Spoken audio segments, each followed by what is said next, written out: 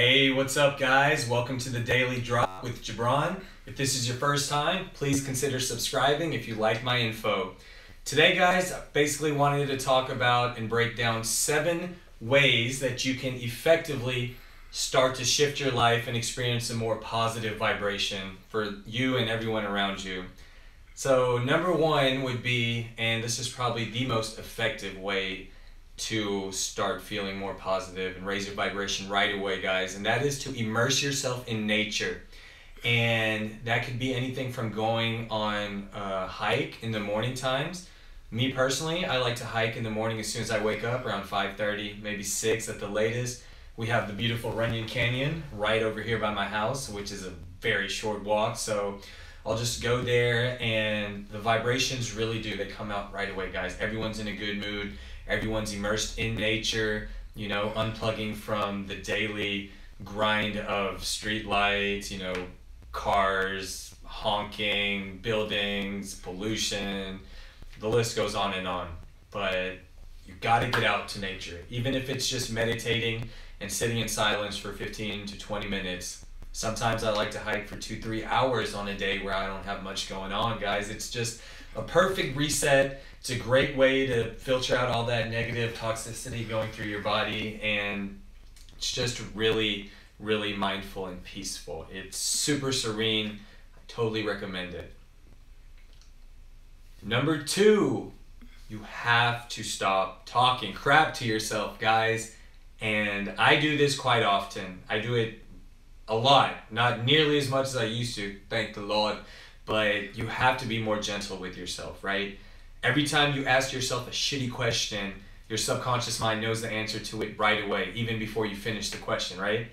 So if I'm having a bad string of events and I'd say, why do I always gotta screw up every audition that I get, which is so easy? A crappy question is gonna produce a crappy answer, and your brain's already reaching for it and throwing it right to your prefrontal cortex, right? Your conscious brain. It's providing you the answer because you're a crappy actor, because you aren't confident at all. So ask less crappy questions and more empowering questions to your subconscious. Basically ask questions like, this is what I ask. How can I expand my awareness today? How can I expand my horizon? What have I not thought of today that could assist me in my journey, right? So the subconscious mind doesn't have an answer for that right away because it's open-ended. It's a very positively inquiry, all right? So it's a question that makes you think. It's a very positive way to get your subconscious mind thinking, and then newer opportunities will start just popping up. You will think it's out of the blue. You're gonna think it's out of the blue, but it's not. It's very, very, very planned out, Starts from the etheric realm, goes to your thoughts, and, it'll manifest into your 3D reality. But you have to be gentle with yourself, right?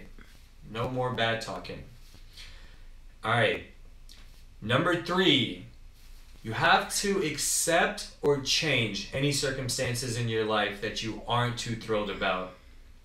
In my own personal journey, back when I first moved to this country from Pakistan, one thing I could not change about myself, no matter how much I tried or wanted to, is the fact that I am Pakistani, y'all. I am Pakistani, straight up Pakistani, mom, dad, both Pakistani, right? So that was something I just had to accept, right? And in my lack mentality at the time, I would think, oh, well, none of these girls are going to want to talk to me. They won't be able to understand me. My accent was pretty bad, guys, when I moved here. I kid you not, it was the worst accent. It was worse than this. I can't even do it how bad it was. It was pretty crippling. And once I got over that and accepted this is who I am, this is what I am, and I'm happy, I'm proud to be Pakistani, a lot more bountiful and positive events started coming towards me, right? Because I focused and shifted my focus on the novelties of being Pakistani in America, right? And especially then when it wasn't very predominant at all, especially in South Louisiana. Things that I can change even right now, for example, my love handles. something I'm not super proud of right now at all, but it is something I'm working on, and it's something I'm consciously aware of. And whatever you can change, you need to. And basically, guys, there's very few things, like I just said, me being Pakistani, that's maybe 2% of things I've thought of in my life that I could either change or accept. So very few things you're going to have to just accept. And even when you accept those, you can learn to flow with it. Concentrate on what works well on the things you have to accept. Don't focus on, the lack. Get rid of lack. Lack is a bad word. I'm never going to use it again. Promise. Number 4 is a gratitude list, guys. And this is, I know I've said these other things may be pretty important or the most important. Let me rephrase it. I changed my mind now. Gratitude list is the most important, guys. You have to write down everything you're grateful for. If not every single morning, at least have a list, right? At least have a list put up to where every morning when you wake up, you can run down that list. I'm happy for my health. I'm happy for having all my limbs, I'm happy for having a healthy and functioning mind and brain and soul. I'm happy for my loving, beautiful, amazing, wonderful, terrific, oh my God, I love you so much if you're watching this, parents, so much. God, I love you guys. You guys are my motivation. You guys are everything for me. You guys have provided me with everything, and I promise that this is all for you guys. It's gonna happen. Stuff like that. Like right now, my vibration is literally higher. The hairs on my arms are standing up.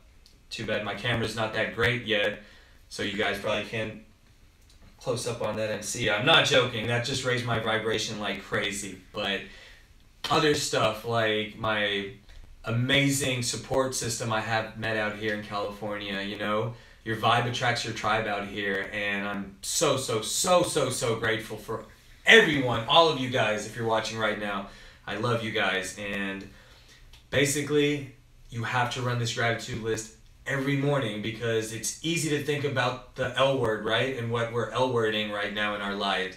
And that's a snowball effect too. You start getting into a negative mindset and negative frame. Can't let that happen. You got to shake it out with the gratitude list every single morning. Say it out loud too, right? You have to say your list out loud, what you're happy for. I try to list at least 20 things. You can find 20 things that are awesome with your life, and you got to love yourself too. It's okay. You can say, I love my arms so much. I don't love my hair, but some people that love their hair, get in touch with it, get in tune with it. Love your hair, love yourself. All right, number 5, guys, is an irritation list.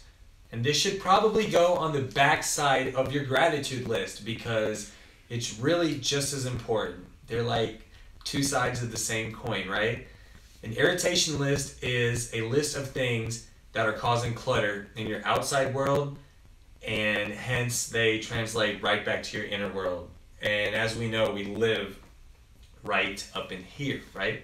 We live in our inner world, guys, so even if it's just a messy room, books all over, candy wrappers, hopefully you're not eating candy, but organic strawberry cartons and boxes, organic blueberries just left everywhere, that adds to the ability or the inability for your brain to focus and open and expand, right? It's hard for things to come in when your inner brain is actually cluttered with all this mess.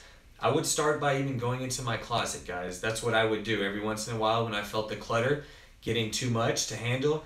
I would go into my closet, get 3 bags, put all the clothes that I don't really wear at all anymore in one bag, take it to the Salvation Army or Goodwill or somewhere, take the clothes that I actually do wear, and then take the clothes that I could probably give to my brother, someone else. Clothes that I still, I don't want to get rid of them all the way, but I would rather just give them to somebody. And I remember there was a time, so I've always been very, very, very aware and picky about how clean my environment is. I was 2 years old. This is a true story. We were at some dinner party, my parents' friends. These were like close family friends, right? It wasn't quite family. And I was 2.5. I went to the bathroom And I came back out within like 10, 15 seconds, and my dad was like, is everything okay? And did you already go to the bathroom? And then the auntie comes up from behind, and of course I don't remember this.